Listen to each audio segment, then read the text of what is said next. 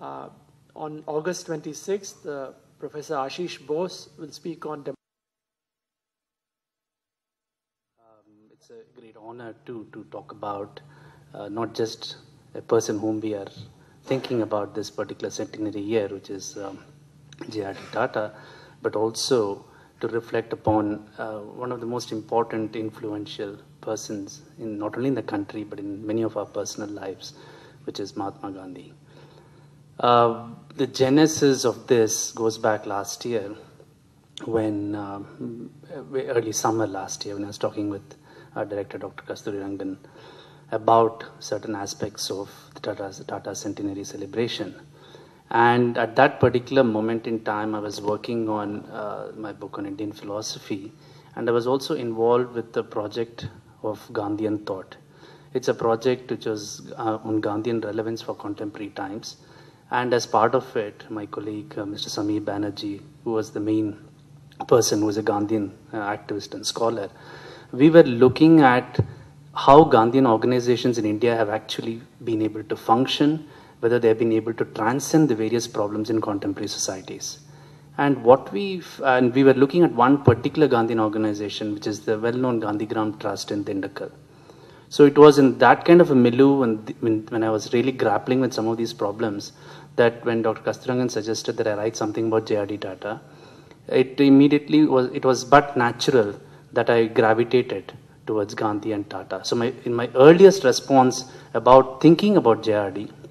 in a more serious, engaging way was to look at something which Gandhi and J.R.D. shared, and shared very inherently. And this was the concept of trusteeship.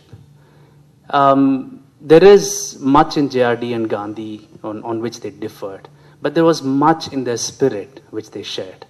So what began as a reflection on J.R.D. and Gandhi then became a larger reflection on J.R.D.'s, loosely I should call it philosophy, because J.R.D. himself would have been very upset if somebody said they wrote a philosophy of him. He saw himself as a very pragmatic, result-oriented person.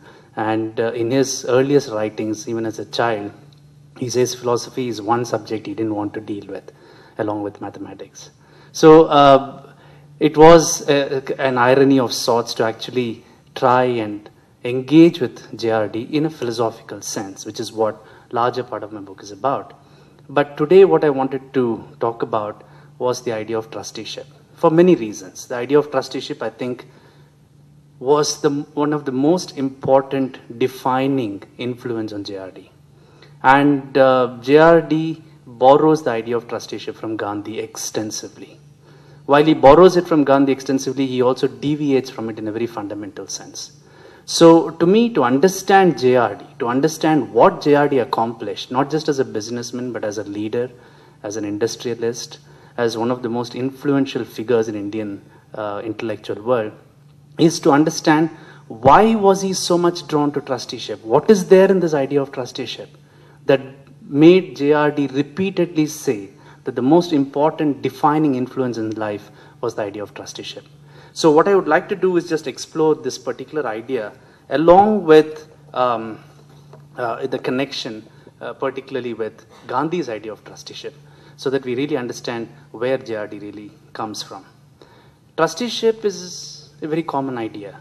It's an idea which, of course, was very much there in Carnegie, and we see the Tata Empire very influenced by Carnegie's vision.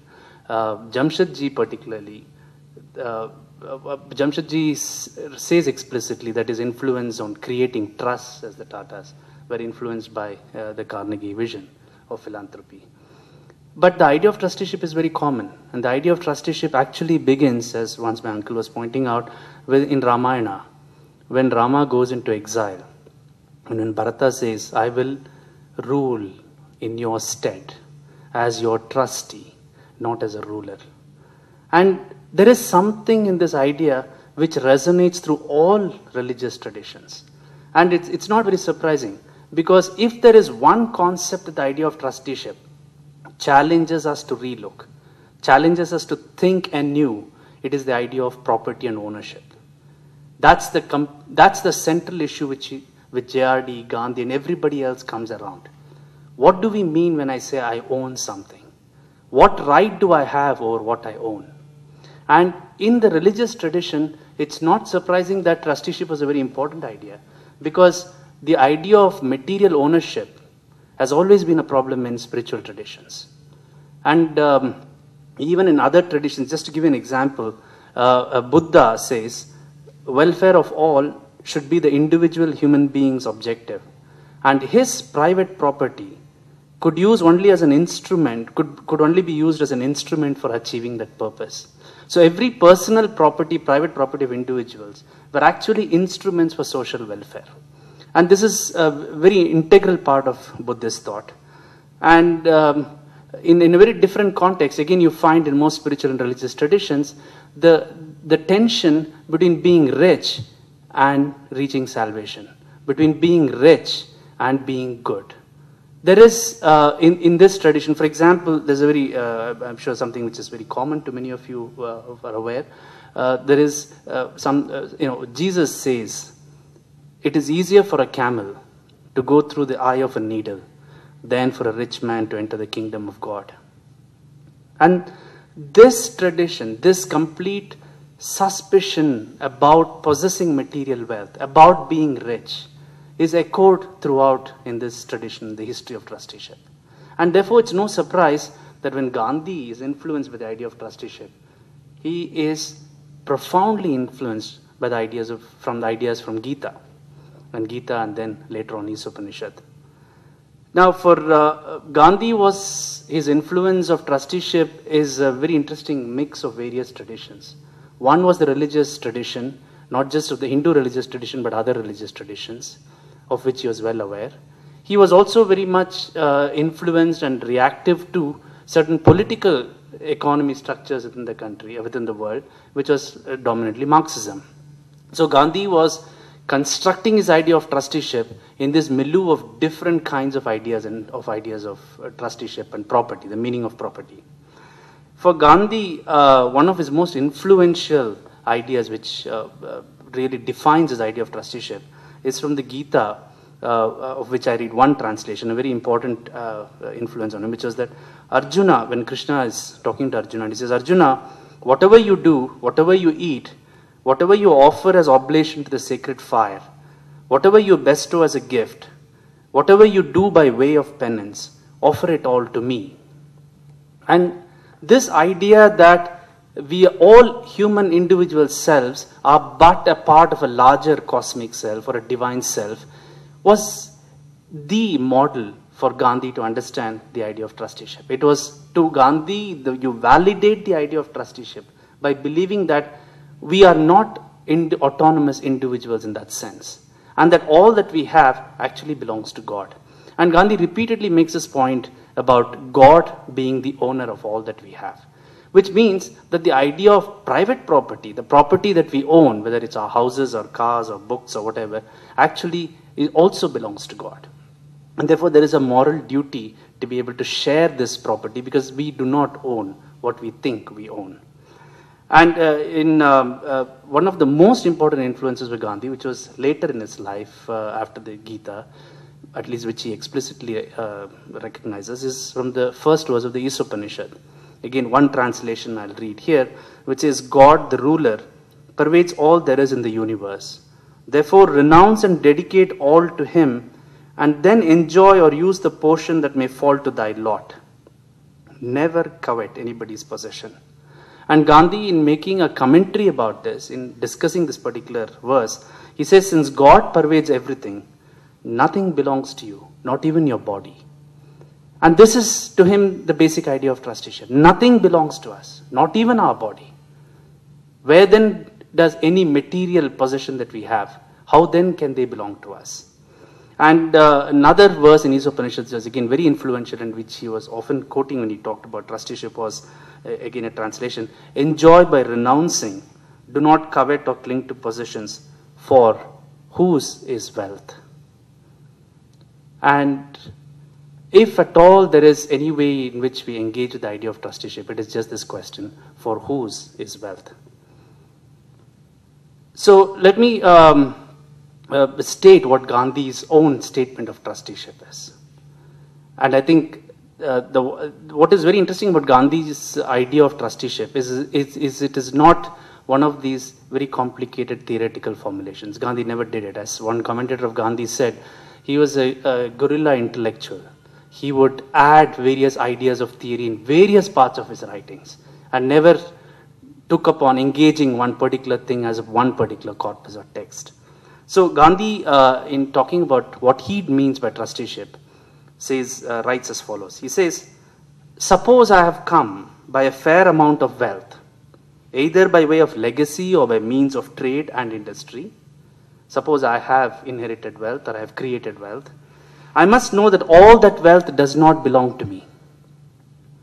What belongs to me is the right to an honorable livelihood, no better than that enjoyed by millions of others. The rest of my wealth belongs to the community and must be used for the welfare of the community.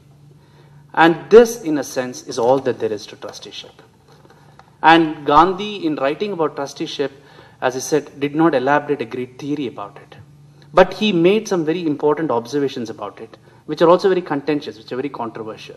So let me just try and analyze a basic idea of trusteeship and why it was so controversial and why it has been a model which unfortunately has not become part of our lives. The basic idea is that of ownership. The question is, what does ownership mean? How do I know I own something? And what do I mean by saying I own something? And the problem in ownership is as follows. If I say I own a car or a house, what do I mean when I say I own it? There are two ways of understanding what I mean when I say I own it. One is to say, when you ask yourself, why do I think I own a house?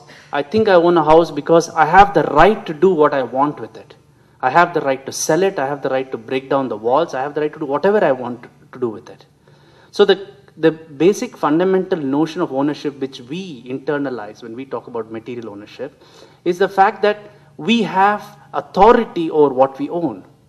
And if you really ask, in what sense do you own something? It's not because you have paid money and got it. You own something because you have the right, you have the authority to do what you want with it. But for Gandhi, this cannot be the sense of ownership. This cannot be the sense of ownership because you have no right to do what you want with what you think you own. What we have instead is just a responsibility towards what we own. And therefore, what Gandhi was challenging us to rethink was to relook at the idea of ownership, not in terms of authority or the right to possess it, but in terms of a responsibility towards it. A responsibility not just to that particular thing we might possess, but responsibility to the larger society in which we and the thing are both placed within each, in that particular situation. So, what this idea of authority or versus responsibility with ownership implies is that we are accountable to our wealth. We are accountable to what we own. And this is something which challenges the very fundamental idea of individual autonomy. How can we be accountable to my wealth? For example, I mean, since I think this is at the heart of this debate, I think it's useful to think of a very simple example. If I have, let's assume I have taken somebody else's money and I'm carrying somebody else's money with me. And let's say I'm going on a project and I take some money from the office and go there. Now, every paise I spend of the institute's account is therefore accounted for because it is not my money. I am but a trustee of the institute's money which I am using for my work. I make an account of every little bit I spend on it because I'm accountable. Now, what the idea of trusteeship wants us to do is to say that your own money is accountable in the same way. I have no right in that sense to take my purse and say, this is my 100 rupees and I can do what I want with it. And that's why I said, why there was such a reaction to the idea of trusteeship, because it challenges a very fundamental idea of human autonomy, that I have the right to spend the money, my money, the way I want. But what Gandhi challenges, and later on we'll see how JRD responds to it, is to ask this question, do I have the right to spend the money the way I want? And what does the notion of my money itself mean? You know, that is what becomes fundamental question. And therefore, accountability towards one's own possessions, accountability towards one's own wealth becomes the central part of the idea of trusteeship. And therefore, how then do we understand what private property is? And if we look at the history, the social history of that time, whether it's from Marx or whether it's from Gandhi, the basic question, which is the basic category which is under contention, is the idea of private property. What exactly does private property mean? Do we have a natural right over private property, or is private property just a social construct? And if private property, if we have no natural right that we should possess private property, and if it is a social construct of a particular society, then the very meaning of what we mean by private property and whether we should desire for private property radically undergoes a change. And for Gandhi, this is placed in a much larger ethical sphere of everything that he did, and that's the ethics of responsibility. And the basic argument here is that with respect to your private property, with respect to what you think you own, we are always responsible towards it. And it is no wonder that some of the things Gandhi said about trusteeship sound very radical to us. I think the very idea that we are accountable to what money I have itself may seem radical. But what Gandhi, the vision that he had of how to implement the idea of trusteeship and to clarify the elements of trusteeship were actually much more radical. And Gandhi didn't mince words when he said we are all thieves in a way. And when he writes about this particular aspect, he explains it in this manner. He says, whoever appropriates more than the minimum that is really necessary is guilty of theft. That's the formulation that he comes to because he thinks, and this was in response to the question, that should everybody give up all their money and go? If they own, and it seemed like the target was the rich people, but we'll see that it is not really necessarily so.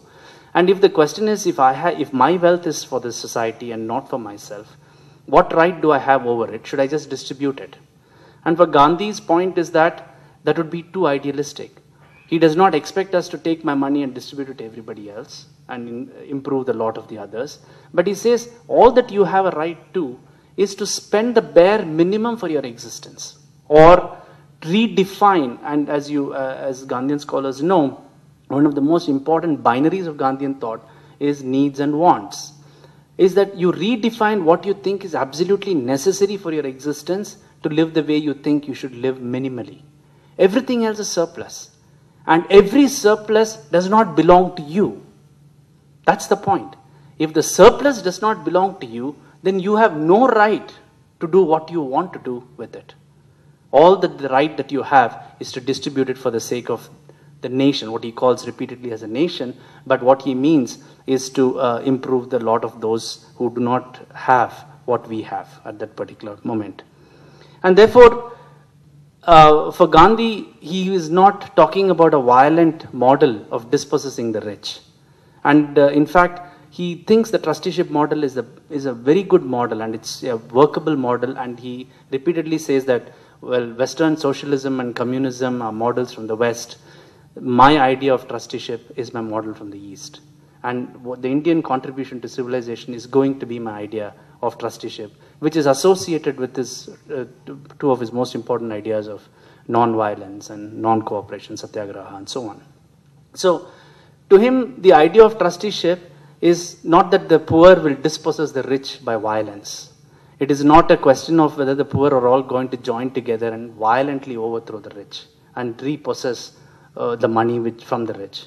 To him, it is voluntary conversion which defines trusteeship, and not violent dispossession. And therefore, he believed till the end that, that's also because it's dependent on Gandhi's belief, very strong belief, that humans are not necessarily evil and not necessarily selfish, and that they can be trained and inculcated to be non-selfish. And therefore, he really believed in the fact that one could engage with these rich people who own wealth, so that they understand that they only live to their minimum, and that everything else above that minimum actually does not belong to them, but belongs to the larger society or the nation.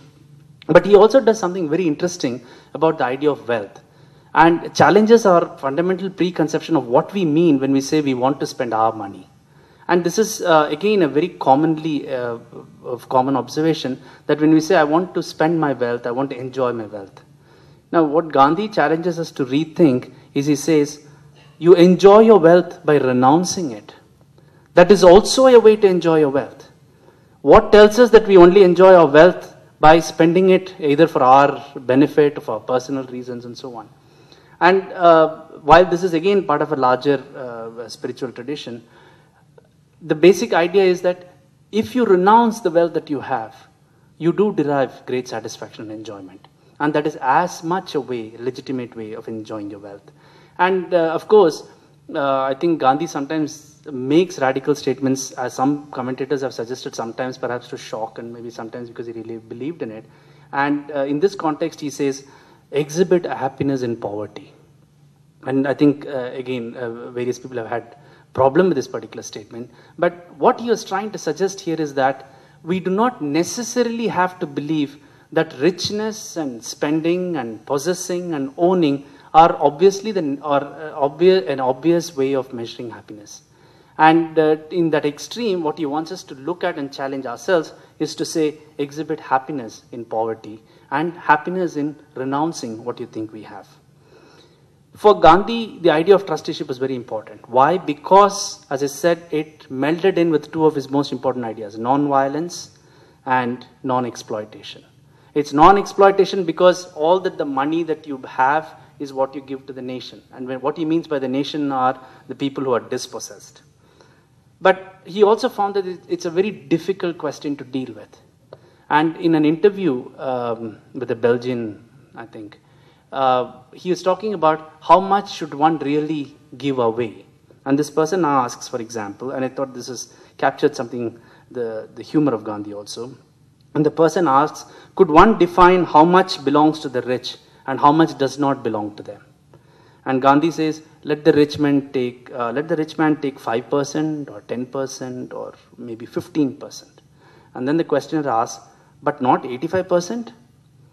And Gandhi says, I was thinking of going up to 25%. But not even an exploiter must think of taking 85%.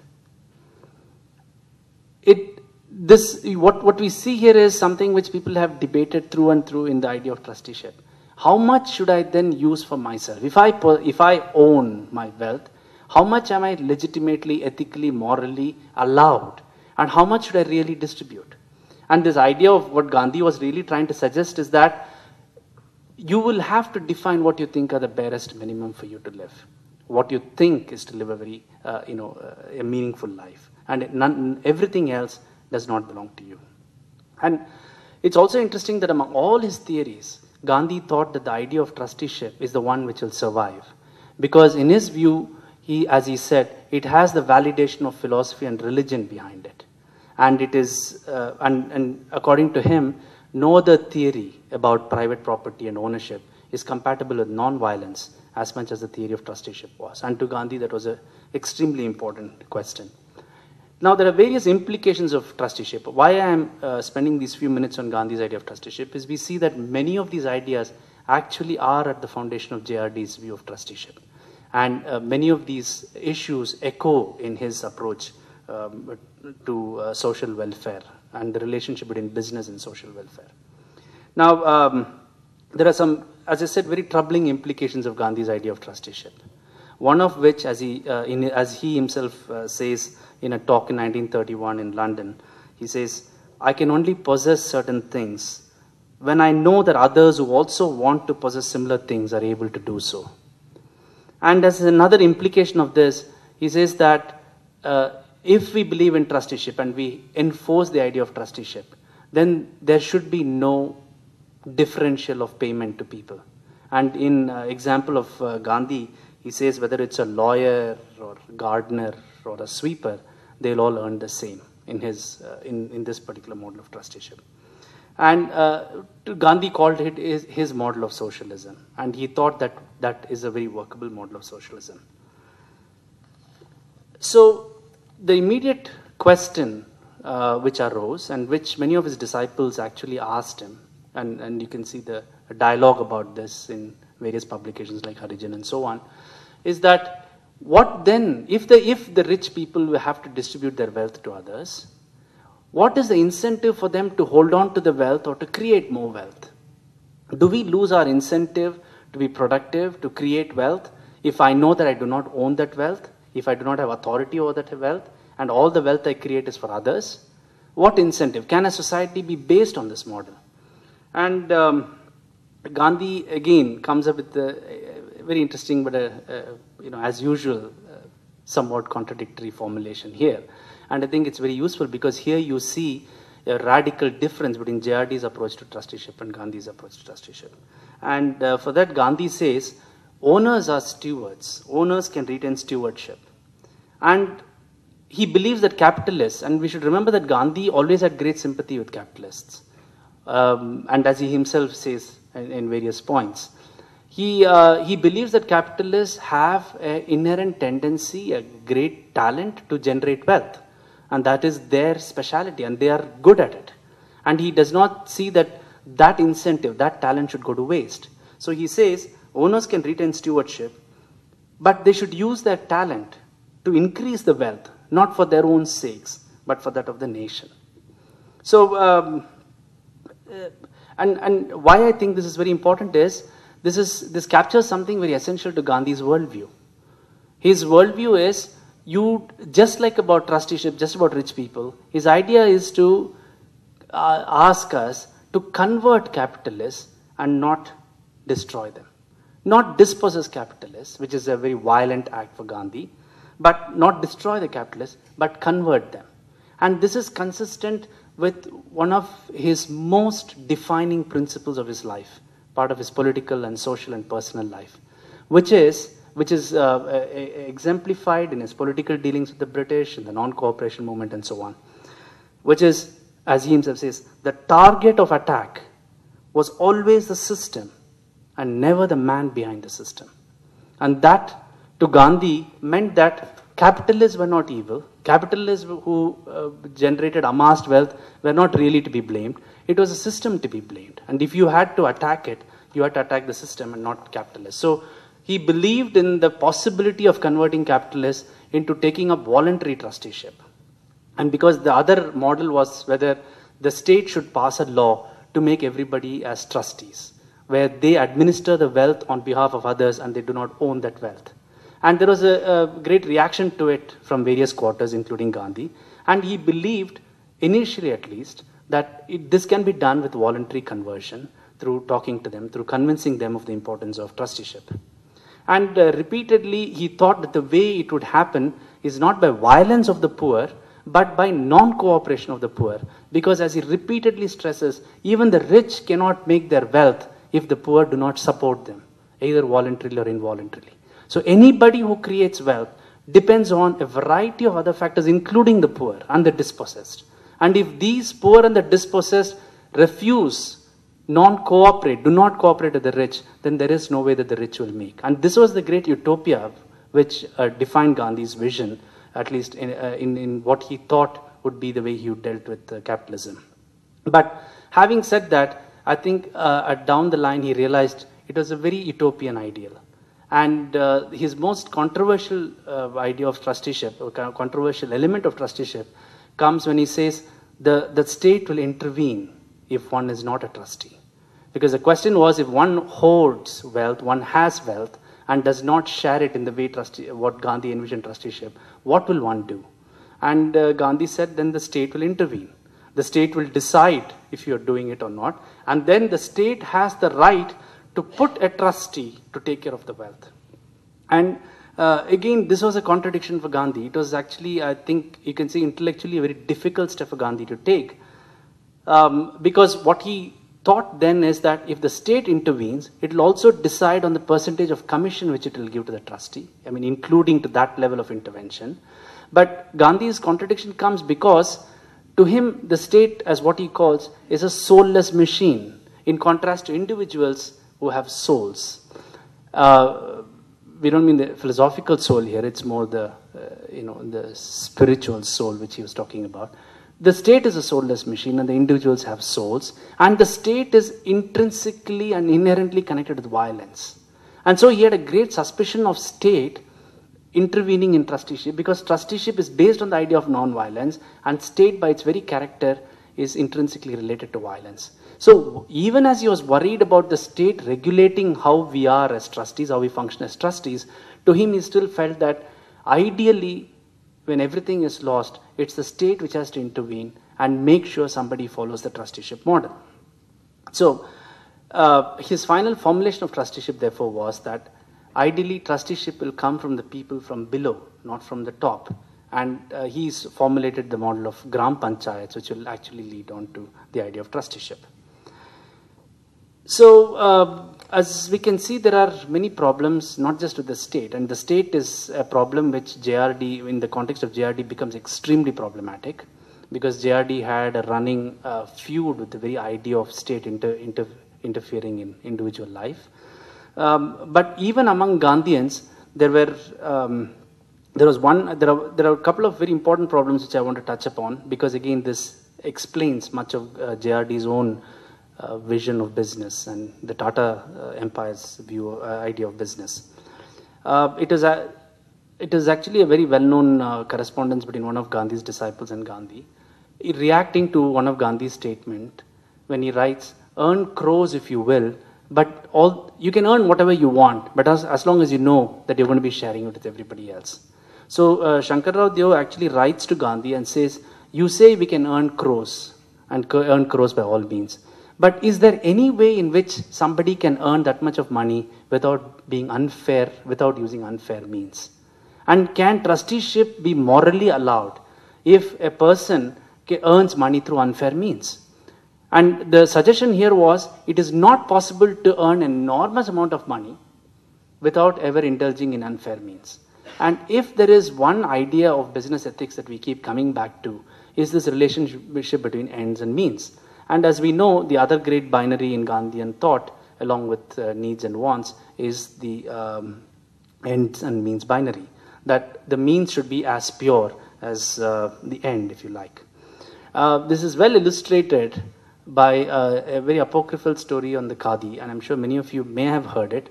I have tried to find the reference for it in various places which I haven't found. I've asked some Gandhian scholars to find it, but we have not been able to track down the exact written reference of the story. Maybe somebody here might know. And this is a story about how Gandhi was in a group with other Khadi manufacturers, and they were talking about how their Khadi industries, the small-scale industries, have been doing. And Khadi, as we know, as then as today, is economically very unviable for various reasons, and they repeatedly have problems generating profit. So all the people sitting around Gandhi said that their Khadi concern is not making a profit, and everybody went one by one and said it's not making any profit, and they're finding great trouble. And somebody then gets up and very proudly says, "You know, I have made a profit in my Khadi enterprise." And what is the story in which we are not, I've heard from different sources, but which we are not able to track down exactly, is that it seems Gandhi, I mean, there are various versions. The most melodramatic version of this is that Gandhi has tears in his eyes and says, it cannot be. If you had been honest, you would not have made a profit. So this is a very unfair way of having, of your claim that you have made a profit in Khadi. Now, as I said, there are various versions, but it captures a very simple idea that the means towards a particular end becomes as important. And therefore, the question is, how then can trusteeship have a moral foundation if the means to wealth has been actually immoral? In other words, technically speaking, can a person who has amassed wealth through unfair means, if that person involves himself or herself in trusteeship, is that not ethically contradictory? And I think the Gandhi, like many of his rhetorical moves, here in this particular context, he says, "Who am I to judge? All I can say is that how I will live my life and people will learn from it." And he himself did not own any property. What is important here is that trusteeship is, we've been talking largely about trusteeship and material wealth, but trusteeship is not about material wealth. Trusteeship is about any wealth that we possess. Wealth could mean our talents, our capabilities or capacities and so on. And for Gandhi, it was very well illustrated in this great binary of capitalism between capital and labor. For Gandhi, he believed that the laborers are as much trustees of their wealth, and their wealth he calls as the power to work, as much as a rich man is a trustee of his material wealth or of money. And therefore, the notion of trusteeship is that whatever I possess, whether it's my material wealth or mental wealth or whatever it is that I have, ethical, moral values, moral wealth that I may possess, is not mine to do what I want with. And this is the extension, the fundamental extension of the idea of trusteeship, which Gandhi extends to something beyond the idea of material wealth and rich people alone. And finally, his most controversial idea about trusteeship is that if there is a rich man, let's say there's a rich man, and to whom does his wealth belong? If it does not belong to this man, and if this man passes away, does that wealth automatically go to his children or his family? And for Gandhi's very radical suggestion was that wealth does not go to his family, it does not go to his children, because he says his children do not have the right to even a single paisa of his father's wealth. The reason he says this is his father himself doesn't have a right to that wealth, other than as being a trustee, other than as managing and administering that wealth for the good of the nation and for others. And therefore, he challenges the fundamental idea of ayers, that is who gets the money after this particular person. And he says it's not the family and the children who inherit. And therefore he writes, trustee has no heirs but the public. And the state or the trustee himself or herself has the right to choose who will actually administer that wealth, and that choice is not restricted to the family, including his blood relatives. Now, Gandhi's, as I said, Gandhi didn't have a great plan of it, but he gives, in the last part of his life, he doesn't write down a formula for trusteeship, but it's written by Professor Dantwala from Bombay, who formulates a draft, and he and Pyare Lal, and they discuss it. And it's very interesting. Dantwala has this small historical recollection of how, when he goes to Gandhi to discuss this draft proposal for trusteeship formula, it was on a Monday, and that was Gandhi's day of fasting. And so they have the complete discussion through written documents. So they keep writing on the document and keep passing it along. And Gandhi gives a very vague, incomplete idea of trusteeship, which he says is the formula for trusteeship. The idea of trusteeship was picked up and taken up by various other communities in India. And you know, the most important example of that is Vinoba Bhave, and later on Jayaprakash Narayan, the Gramdan movement and Bundan movement, where you gifted land and you took lands from rich people and distributed it to people who didn't have lands, or the Gramdan movement, where the whole village would be given lands and the village would own the lands of the particular village. Now, outside India, this idea of trusteeship has been very influential, sporadically successful in various parts of the world. And the most important example of that, which is still survives in various parts today, are the cooperatives, various small cooperatives. There's a very interesting piece by Khalil Gibran on one of the most successful examples of trusteeship in action in the Basque country, in Spain, called the Mondragon Cooperative Experiment.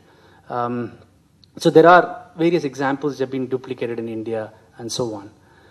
But it's very interesting that in all these talk about trusteeship, in books about trusteeship discussing various models of trusteeship, you never come across J.R.D. Tata's name. And I think it's not only ironical, but it's something which I do not understand. We can understand from a different perspective when you understand where J.R.D. comes from. But it's very interesting that when, for example, this seminar on trusteeship, and a very influential book on trusteeship, covers the range of examples from Britain to Mondragon to Pune and so on, there is no mention of the Tatas nor of J.R.D. Tata. And it is surprising, because you will see when I explain to you how much J.R.D. was influenced by the idea of trusteeship and lived by the spirit of trusteeship in his life. Now, very briefly, the Tatas and Gandhi have had a on and off relationship, if you like. The earliest interaction between the Tatas and Gandhi was in 1909 when Sir Ratan Tata sent 25,000 rupees to Gandhi in South Africa for a Satyagraha movement. And during that year and the next, he continues to send multiples of 25,000 rupees. And when Gandhi comes back to India, he goes to Jamshedpur and acknowledges the importance of Ratan Tata's contribution and says he's been one of the most important, influential members of the industrialists who supported Gandhi movement in South Africa. And when he visited Jamshedpur in 1925 to address a labor meeting, he said something which he has said in other contexts, and that's very important to understand really what Gandhi is and what his response to capitalism is. Gandhi in that meeting says, capitalists in the end have regarded me as their true friend. Because in his view, capitalism and labor were not contradictory to each other, but they must complement each other. And the idea of trusteeship meant that the capitalists' work and their creation of wealth is also for the labor class. And therefore, to him, he saw that the capitalists had a very important role to play. And if you understand trusteeship, it explains why the capitalist-labor interaction is complementary. The greatest difference JRD had with Gandhi was in terms of his economic policies. And JRD did not think, as you well know, as many of you know, Gandhi's grand stand against industrialization in Hind Swaraj. And he really believed that modern industrialization borrowed from the West was exploitative and was intrinsically connected with violence and so on. And therefore, JRD as a modern industrialist building what he thought were the most important industry for the nation could not obviously see eye to eye with Gandhi. And in one particular context when they really disagreed was when the group of industrialists, including Birla and Tata, were supposed to tour the foreign countries before Indian independence. And it was actually stopped because Gandhi was extremely upset at it. And he gave a public statement about it, and then JRD wrote to him, and that's the only correspondence which you can still find between JRD and Gandhi. But in spite of it, and that's why I said it's very ironical, therefore, that when JRD talks about Gandhi, this is what he says. He says, Gandhiji, by far the greatest personality, and to this day the most extraordinary human being I have ever met, inspired in me, as in most people, a mixture of awe, admiration, and affection, combined with some skepticism about his economic philosophy, despite which one would follow or support him to the end, come what may. And throughout his writing, right from his 50s till 70s, 80s, you find that JRD keeps referring to Gandhi as a very influential figure. And the idea of trusteeship itself for JRD comes from Gandhi. And for when JRD talks about trusteeship, he actually connects it to what Jamshedji, the founder of the Tata Empire, the vision of Jamshedji. And he says the very idea of the trusteeship was actually captured very well by Jamshedji's origin of the Tata Empire. And we have heard many stories about the origin of the Tata Empire, how Jamshedji kept aside 1/3 of his wealth. Jamshedji's basic vision for India was that India could not be really independent if it was not economically strong. And to be economically strong was to be industrially strong. And to be industrially strong is to set up basic industries which are necessary for the nation. Without that fundamental infrastructure, the country would never be strong. And therefore, Jamshedji breaks his wealth into 3 parts and keeps aside one for setting up the steel mills, one for the power sector, which they start in Bombay, and the third for starting the Indian Institute of Science. And what is very important is what Jamshedji initiates in the origin of the Tata Empire is followed consistently through in various ways by the succeeding Tata, the people who come in the Tata Empire. Very important in the Tata vision of business is the idea of trusteeship. And JRD repeatedly mentions that integral to the vision and the integral to the business plan of the Tatas, trusteeship is at the center of it. Now the question is, this is a great challenge for an industrialist and a business house. How do you incorporate an idea of trusteeship into something as mundane as setting up industries and running a business in the country. For example, in an interview in 1978, JRD is talking about their share in that time Tisco, the Tata Steels in Jamshedpur, and he says in that interview, we own only 4%. Even today, if you look at what they own, it's something of this order. What is interesting here is when people associate Tata Steel with the Tatas. But what JRD was pointing out in 78 is that their total ownership is just 4%, but they are the trustees of that particular company to the extent that they think it is their own in terms of a responsibility towards all their stakeholders.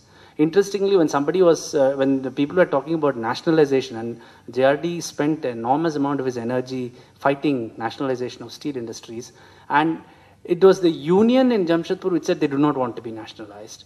And later on, when the government realized that it had a great stake in the Tata Steels, they themselves were very wary of nationalizing it because they already had a larger stake than Tata's in Tata Steel at the time. So in that interview, JRD says, we were merely leading and managing and sponsoring what we felt in the totality, and he's talking about Tata Steel and why they have 4% stake in that Tata Steel. He says, we were merely managing and sponsoring what we felt in the totality of the various companies, what was a large national enterprise.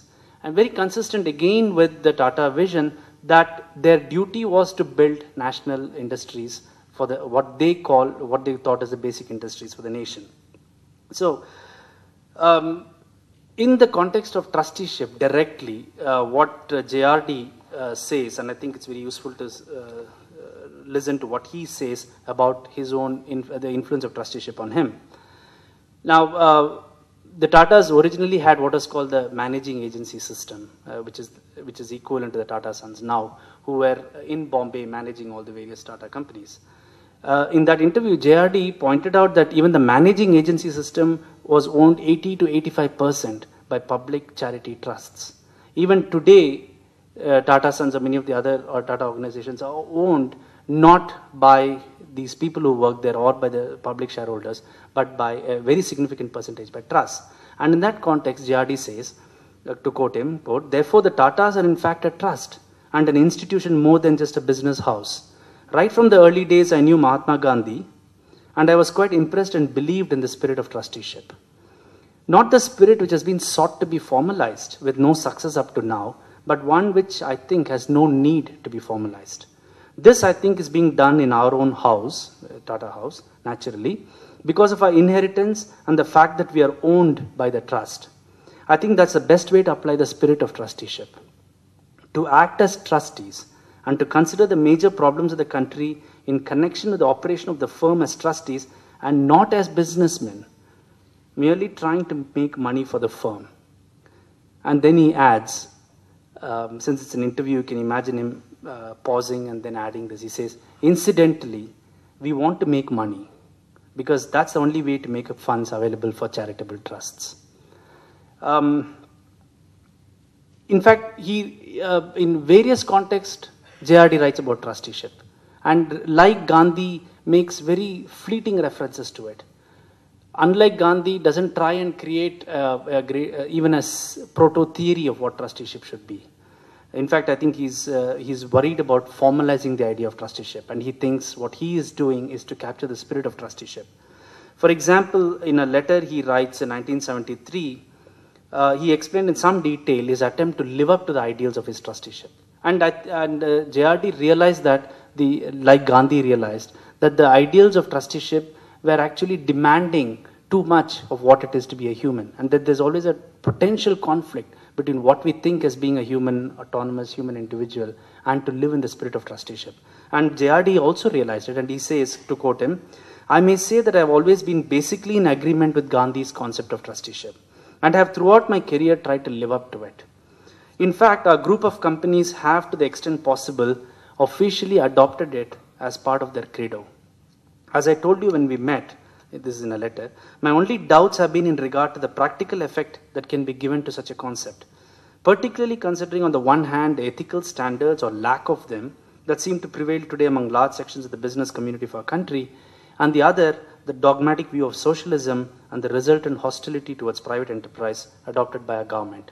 And I think it's no secret for those of you who are aware of the Tata business history that the JRD's greatest regret in life was his constant conflict with the government, especially with what he saw as a socialist government and the left government, parties who he believed were inimical to everything that the Tatas were concerned with.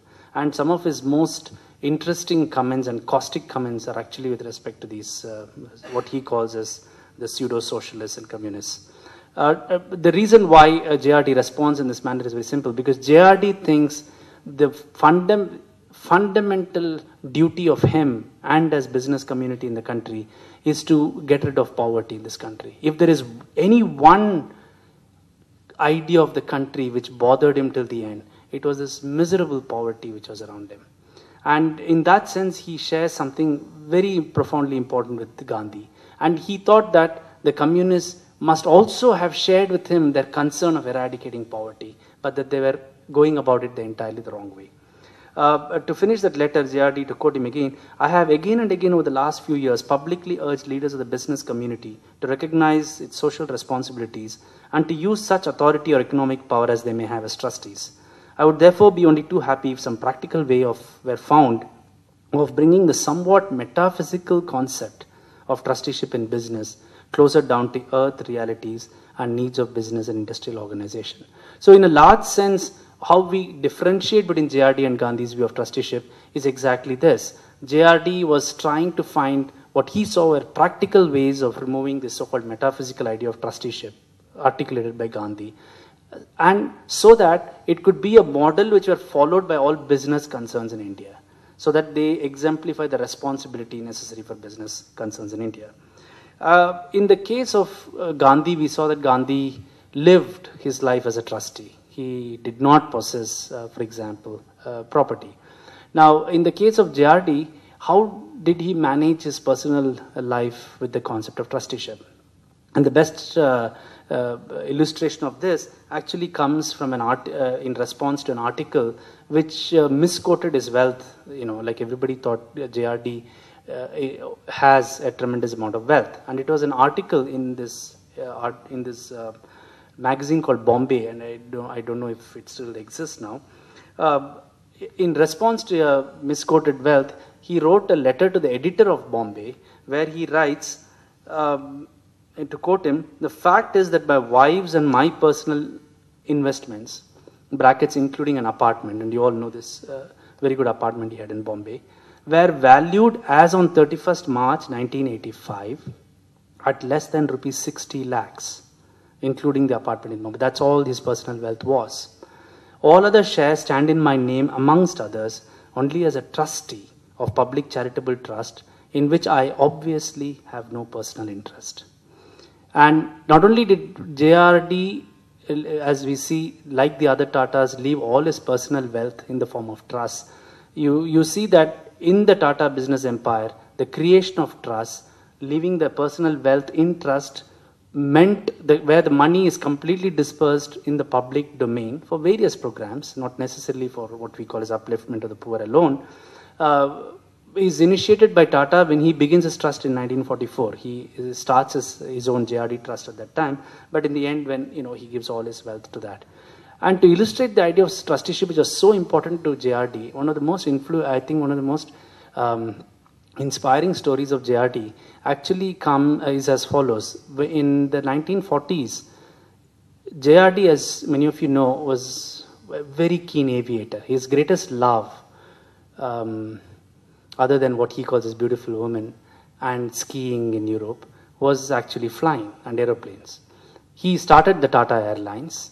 As you know, he was the first postman of India, if you like. He carried the first air mail from Karachi to Bombay in 1932. He started a private Tata Airlines in a small strip in Juhu, where he would take postal things, and then later on they wanted to have passenger service. After the Tata Airlines was started, Other people got into it, and the Birla started, and too many people tried to start Tata Airlines, like it's happening now. There are a large number of people who are trying to get into this airline business. And then when the government decided to nationalize airlines, it was a great blow to JRD because, as I said, it was one of his greatest personal loves of running. And if he did not actually want to run the Tata Empire, if it was left to him, he would have run only the Tata Airlines. Because, as he says elsewhere, I inherited the Tata Empire, but I started the Tata Airlines. And when Tata Airlines was nationalized, it was a great blow to him. But when the government invited him to be the chairman of Air India, he takes up the chairmanship of Air India based on his suggestion that they should break it up as domestic and international airlines, and served as a chairman for many decades with great distinction, as many of you know. But what is, in this context, what is important to us is that to him, the chairmanship of Air India, he saw as a trustee of his capabilities of running an organization. It was not his wealth, it was not the Tata's wealth which ran Air India. In fact, if you look at the Tata records, you find that various people in the Tata directors and others writing to him saying that you are spending too much time running a company which is not ours. And there are other Tata companies which need your attention because you're still the chairman of the Tata Tata group of companies, the managing agency at that time. And they said you're spending all your time running this government organization which is Air India. And even in the end, what JRD says, to quote him, he says, among the many achievements in his life, and which included the Tata Group expanding in various ways during his tenure as chairman, he says he was most proud of his stint with Air India. He says his proudest achievement was Air India, and he was proud of it. Why? Because he saw it as a national asset, at least in his times, till he was ignominiously thrown out by Morarji Desai. So, again here, JRD's response to Air India and his belief that what he was doing in running that Air India was, to him, he did not remove it from his saying that I'm running a government organization like Air India and my private companies are Tata Steel and others. So, to him, what was important is his belief that he was acting as a trustee. He had been given a responsibility, and it was as a trustee that he would function in, running with any organizations and so on. So we know that in the larger context that JRD's various and therefore his influence on the Tata Empire, because he was a chairman for the largest number of time from 38 till the 80s, was extremely influential. And in much of what they did, either in Jamshedpur, for example, as many of you know, where the town planning itself is run by the company, and so on, that he believed that how you bring in the idea of trusteeship into normal business practices. And whether they have been successful or not is, I think, needs much more analysis. But I will just make very brief comments before we run out of time on some things which many of you may be aware of. This has become much more popular these days as corporate social welfare and social audit and so on. But if you look at Tata Steel, just to give a very quick illustration, if you look at Tata Steel, there are now they have 3 full-fledged departments within Tata Steel on community health, tribal services, and so on. And I was told that 14% after tax is what they spend on all these what we call as non-business concerns, which is basically charity, if you like, in some sense. But what the Tatas see it as is enhancement of the larger community around them, which includes education, tribal welfare, medical welfare, and so on. Which also includes a very interesting experiment called the Lifeline Express, which you just book, you pay for a complete train, which is actually a medical operation theater and with doctors, which goes and stops at a particular remote station, and all the people in those areas who cannot access access hospitals come to this particular railway station, to this train, which therefore functions as a very modern hospital. And for example, Tata Steel has sponsored many such Lifeline Expresses and so on. We also know that their commitment to sports, Dorabji Tata was the first president of the Indian Olympic Association, and the creation of the Tata Football Academy. I mean, these are examples which we hear about what a business organization does outside its business interests. What is of interest for us today is only to place it within the larger idea of trusteeship and the hope and to look for a model in which business organizations can deal with the larger notion of trusteeship.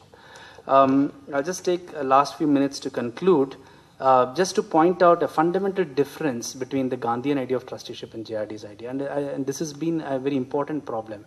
And the fundamental problem arises between the spirit of volunteerism and professionalism. Gandhian organizations, as again many of you may know, are undergoing a great crisis today. They've been undergoing a crisis for quite some time. And the Gandhian organizations, for example, which we have looked at, have a serious problem because of the lack of second-level leadership, for example, or in their sense, the lack of volunteers. And Gandhian models, like the Gandhian organizations which are running in India now, including the very successful Gandhigram experiment in Dindigul, comparatively successful, the problem is about the negotiating with the idea of volunteerism. Where a Gandhian organization will get people, for example, to illustrate the simple example, the people who come to work in that organization will be paid much less in compared to the normal payment around the organization. So people who have to come to it will either have to be dedicated Gandhians or those who are willing to work at a fraction of the salary which they would get given their capabilities. So one of the very important principles which the Gandhian organizations do not want to negotiate with is this increasing this payment to these people to that of the multinationals, for example, or even to the other business concerns outside. So their argument is, if these people come to do social welfare as part of our organization, then they should work at this low payment that we do. And what has happened is that it has left a large number of, it has left one kind of people staying in Gandhian organizations who have been very committed Gandhians, people who have been there for many years, and then you find that there are no other people to take over that leadership from them. So this is a challenge which they are facing, and they are trying to find ways to deal with it. In contrast, JRD's model is something which actually anticipates what happened in the NGO sector in the last decade, which is to expect that there's a professionalism in social work and social welfare. And for example, just to give a very quick illustration, for example, in the Tata Steel, as I told you, there are these 3 departments which actually take care of social welfare of tribals and community health and so on. Now, all these 3 departments are evaluated, undergo the same checks and balances as any other so-called business, like the stock or purchase departments and so on. And you know that the Tatas, for example, have the quality management test to see how well you rank these people on their quality evaluation. And they do the same thing even for the social welfare thing. Which the basic point is as follows. Volunteerism, the fundamental problem, one very fundamental philosophy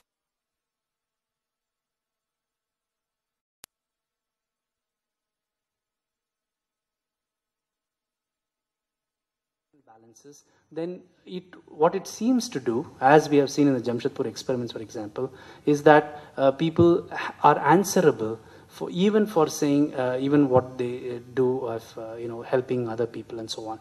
So that has made, in my view, a significant difference in the effectiveness of such programs in Jamshedpur. But the flip side of it is, it has alienated all its employees. Too much of professionalism means that the employees of Tata Steel, for example, and other Tata companies leave all the work of volunteerism to these professionals. And the engagement of the employees within this idea of volunteerism has been very minimal. So the final point I would like to make here is as follows.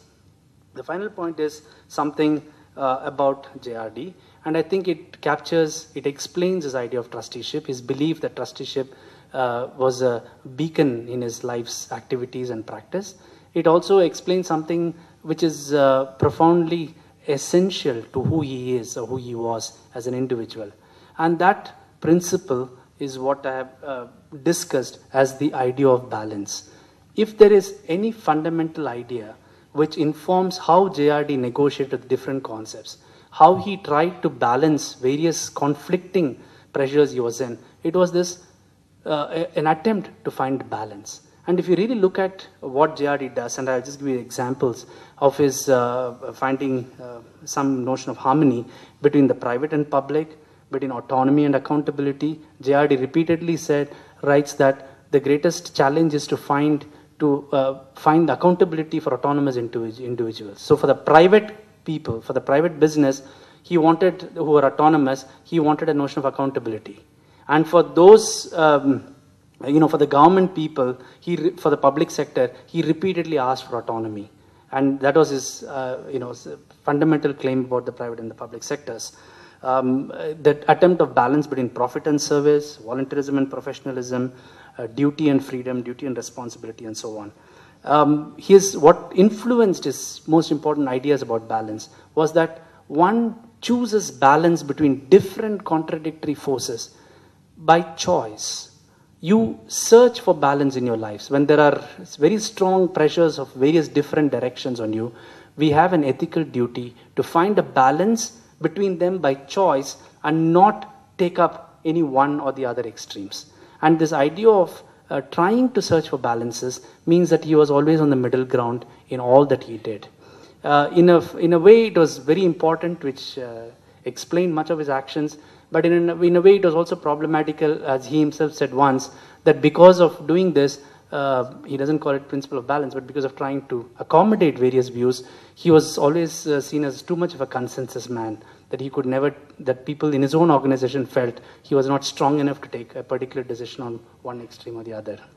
But to me, what was most important, what really to me captured an essence of what he was as an individual, which explained his great love for the idea of trusteeship and his attempts to try and professionalize it and try and make it a part of the business concern, was this idea of a fine balance, to borrow the title of a novel, which is, in the case of JRD, the balance of being human in a sometimes inhuman world. Thank you.